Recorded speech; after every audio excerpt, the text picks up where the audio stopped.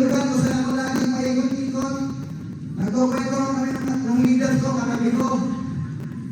Sabi ko, ilan taon na ko dyan, pag-uwi ng bahay, saan na galing? Calling na naman. Hihingi ng pamasahe, pag walang pera, magwa 1, 2, 3. Hihintayin si half-time para makakain ng hapunan. Grabe. Guys, commitment. 20 years in the making, bago po ako naging successful sa isang networking. Kung ikaw, nakakailang taon ka pa lang, feeling mo hindi ka successful, feeling mo hindi ka magiging successful, nagkakamali ka. Hanggang buhay ka, malakas ka, may pag-asa kang umasenso, huwag kang titingin sa nakaraan. Ang tingin mo, yung today and tomorrow. Wow, English guys. Hey, commitment! Pakibasa na lang, matutot ang dila ko sa English. Nawala. Okay? Okay, magaling ka muna tayo. Hindi lang, mabilis. Okay, the difference between interest and commitment. Okay, pag-interesado ka, okay, sa isang bagay, ginagawa mo yan kung saan ka lang komportable. Pero, pag ikaw ay committed sa isang bagay, kahit anong nangyari, ginagawa mo kahit na hindi ka komportable. Eh, sunod natin. Mabilis lang ito guys, parang si Medo. Commitment to learn. Unang-una po yan. Bakit? Hindi mo magagawa ang negosyo mo kung wala kang alam. Ano ituturo mo kung wala kang alam? Wala. Maraming member ng ligo, 3 buwan lang. 3 buwan, 2 buwan. Nag-aaral ng resulta. Pag tinanong mo, alam mo ba yung marketing plan? Alam ko lang apply ticket kapag walang impact. Yun lang alam ko. Basta sumali, akala, parang bangko, tutubo, parang tinalim sa lupa, tutubo lang walang gagawin. Guys, attend trainings. May webinar tayo. Hindi mo na kailangan gumawa ng presentation. May mga speakers tayo na willing gumawa para sa'yo. Tapos, hindi ka pa pumapasok sa Zoom. Pambira naman yan. Yung back office, ikaw. Kung meron akong back office, yung back office mo, pareho lang tayo. Ba't hindi mo pag-aralan araw-araw? Reviewin mo. Apply. Sa makikita yung income. Simple-simple, my earnings. Apply. Sa makikita yung information. Sa makikita mo. Hindi mo inaaral eh. Okay? So, nahihirapan kayo mag-give good kasi tinatamad kayo mag-aral. Tinatamad mag-aral. Kasi kulang ka sa commitment. Dapat may commitment ka. Hindi lang commitment sa pangarap mo. Yung pangarap mo, doon pa yun sa dulo. May dadaanan ka pa. Commitment to learn. Kailangan mo munang matuto. Ha? Mga ano ka isa eh.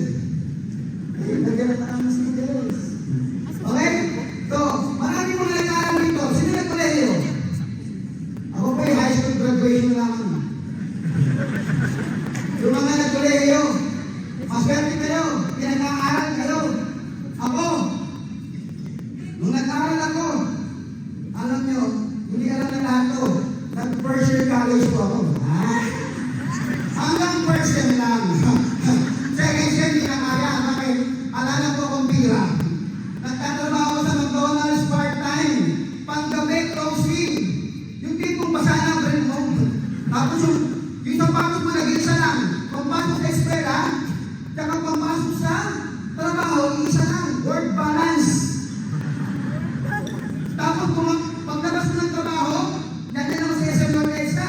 Papasok na ako sa school. Diba? Minsan may paggabi pa ako eh.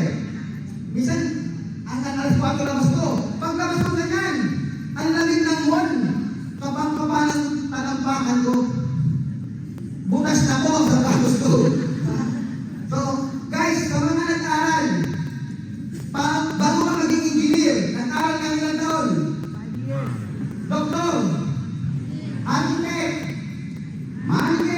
manager ng kurso.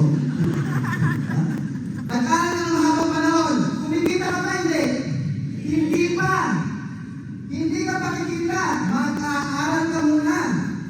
Pero, kay Live Good, habang inaaral mo to, kumikita ka na. Yung 4 na taon pag-aaral, hindi ka nag-inip na walang income, puro palabas. Ang lalaki mga nilalabas mo, tuition fee. Wala namang income. 4 na taon, hindi ka nag-inip. Ang mindset mo, balang araw, magtatrabaho ka at kikita ka ng pera. 4 na taon yan, Brad. Itong Live Good, 1 linggo lang. Basta ito na yan eh. Sabihin na natin isang taon mong inaaral. Kasi kami, hanggang ngayon, inaaral pa rin ang network marketing. Network marketing is the one of the highest paid profession in the whole world. Don't just ask me. I know how to speak English sometimes. Ano yun?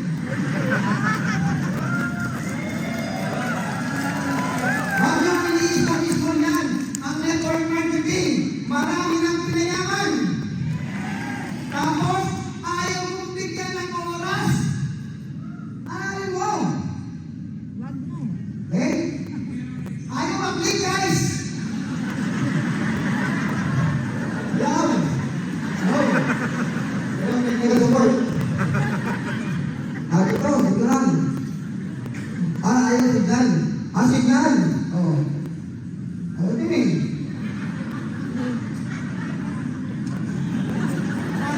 Ayaw. Ito friend ba? Wala naman friend. Okay. Commitment. Constant commitment. Kung meron kang pangarap, nandito ka. Andito ang pangarap ko. Dapat tuloy-tuloy. Kung ano yung ginagawa mo ngayon, dapat tuloy-tuloy mo lang. Constant commitment. Kahit busy ka, kahit marami kang ginagawa. Yung iba kasi, galing ako sa trabaho eh. Pagod ako. Bakit? Ano ba gagawin mo? Kiklik mo lang eh. Atin ka ng soup. Bakit pag nanonood ka ng soup, nagdadamping ka pa ba? Naglalaba? Namamladya? Ang dami mong leaders, namamladya, naglalaba? Namamlaging? Yung iba nga, nasasihan pa eh. Totoo yan. Talaga nasasihan eh. Yung training namin, nung tinawag ko, Coach, mag-check ka naman. Nung nasa ka, may echo. Tapos tulungan yung flash. Yes po, dali lang ka. May commitment pala. Meron. Kahit busy, tuloy. Kahit maraming rejection. Tuloy. Diba? Dapat, meron kang commitment. Woo! Commitment. Ayaw sumali ng invite ko. Yung best friend ko, hindi sumali, hindi ako sinuportahan. Guys, sa network marketing, pag nag-i-invite ka, hindi ka humihingi ng support. Nag-o-offer ka. Tandaan niyo yan. Kaya huwag kang malulungkot pag nire-reject ka. No means not now. Ibig sabihin, maaaring hindi pa siya ngayon. Meron akong leader dito, platinum na. Shout out sa'yo, Nancy Nares. Yun. Dati, ilang buwan na tang kinulit? 5 buwan ba? 5 buwan. Hindi sumasali. Pipindutin na lang. Nilagay na yung number. Yung ano, lahat. Pipindutin na lang. Apps. Pwede next time na lang. Nilagay na yung lahat ng number ng card eh. Sabi, okay nyo. Nag-ibot na. Okay ko yan. Magbago na siya. After 3 months, gano'n na naman. Usap na naman kami. Hindi na naman tinuloy. Pagdating ng 5th month, nung nakita yung pera ko sa ball, sabi na ako, pera na yan, totoo ka na yan. Kumikita ka pala. Hindi ka naman nag-post ng ganyan ng mga income. Sabi niya, totoo ka na yan. After 5 months ko, sumali. Ngayon,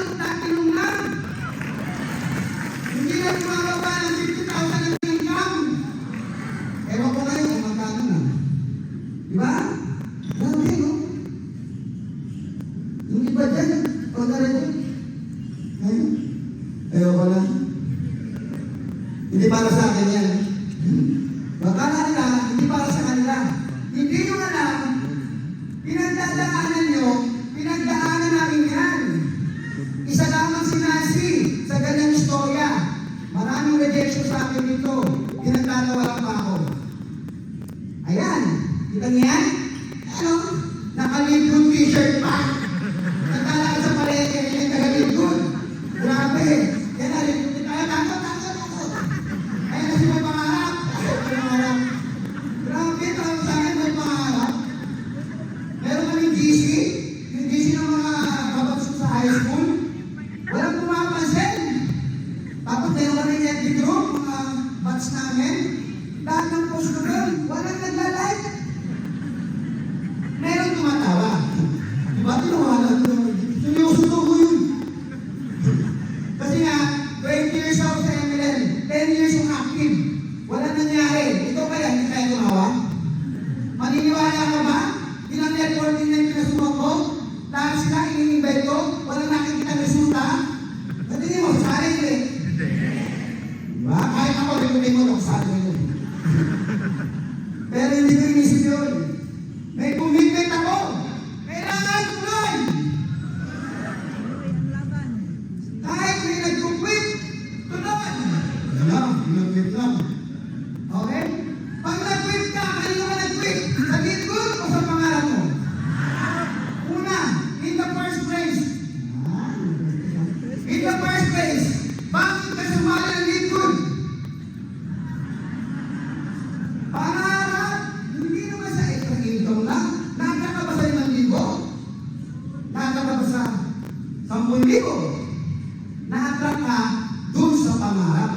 Ibig sabihin, nung sumali ka kay Lidgood, ang binili mo ay pag-asa. Pag-asa na may yaman kayo. Kaya rin natin. Pag-asa na magbago ang buhay mo. Kaya ka sumali kay Lidgood. Tapos, nung nahirapan ka ng konti, magpupwet ka. Hello?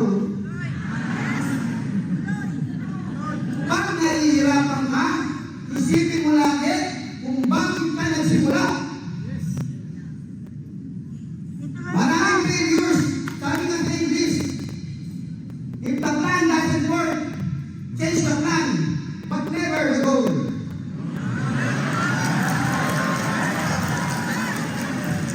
Pagtingin mo, marami nag-quit, marami nag-reject.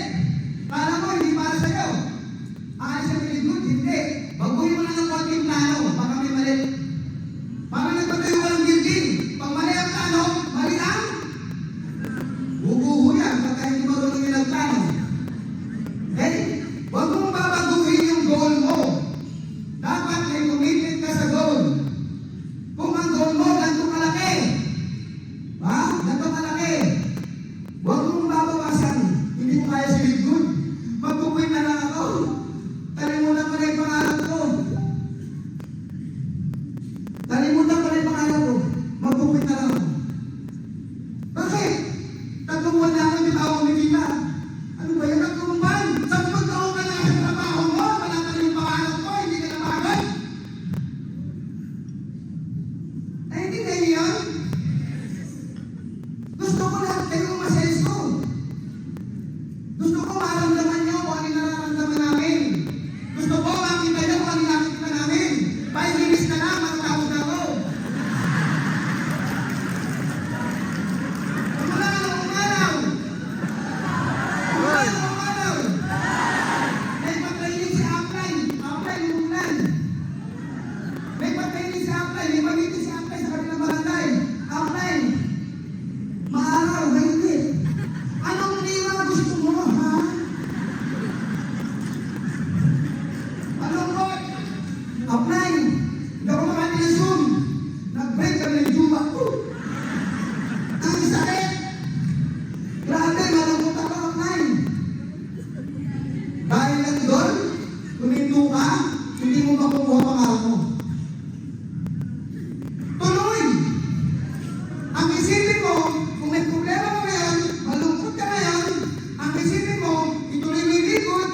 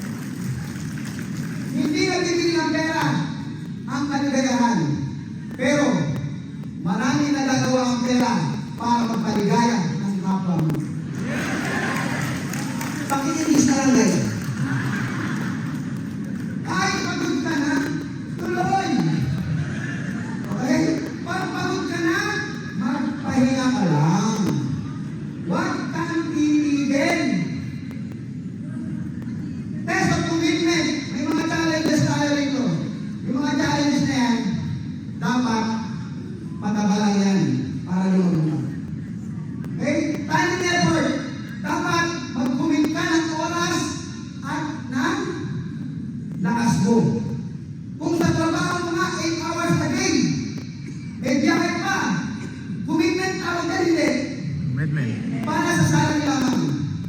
Pero ang pinag-usapan, pangarap mo. Bakit hindi ka makapagbigay ng time and effort? Dapat may commitment ka. Delayed gratification. Maraming tao dito ay nakanawan din good. Bakit? Punta mo na ang Boracay, punta mo na ako sa birthday, kung ano-anong liwaliw ang ginagawa. Sabi nga nila sa Ingles, pay now, play later. Iwasan mo muna yung mga pasarap. Pag mayaman ka na, magpapasarap ka kasama mong maringay. Nagawa na po namin yan. Tawagin mo yung mga pinsan ng mga anak mo, tawagin mo yung mga tao. Tinawag ng mga mag-anak. Dali sa SM, o takot na dyan 8,000 kayo ha. Kaya, no ha? Hindi ko naman ginagawa dati yun. Nagkaalaman lang sa SM, no? Oo, pagbalik, no? Kanya-kanya ng counter, oh, sige. Grabe guys. Control your emotions. Diba? Minsan, ayoko tumuloy apply. Bakit? Gusto na ako yung apply eh. Minsan apply natin, gusto ko sa downline ko. Lagi ka na lang buset. Nakikhangat ka naman ka ng malaking grupo. Nung may malaking grupo ka na, nabubwisit ka naman sa kakasagot ng mga tanong.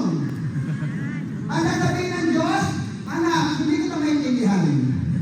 Sabi mo, gusto mo malaking grupo.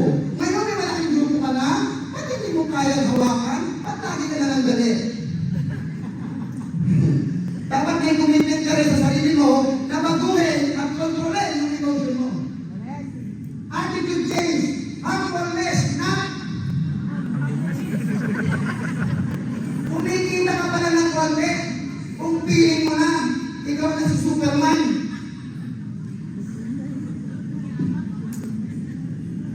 O hindi pa rin nararating mo, ang piling mo, mas nataks ka pa kay Ben Binsky.